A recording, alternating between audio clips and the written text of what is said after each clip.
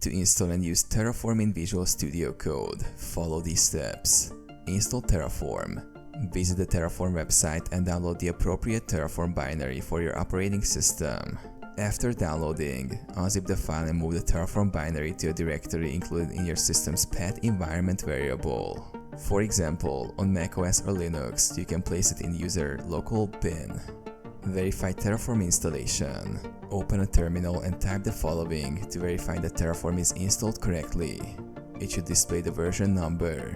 Install Visual Studio Code. Download and install VS Code if you haven't already.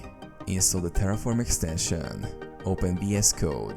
Go to the Extensions tab and search for Terraform by HashiCorp. Click Install on the Terraform extension to enable Terraform syntax highlighting, auto-completion, and other useful features. Start using Terraform. Create a new directory for your Terraform project. Install the directory, create Terraform configuration files, and start writing your Terraform code. Use the integrated terminal in VS Code to run Terraform commands.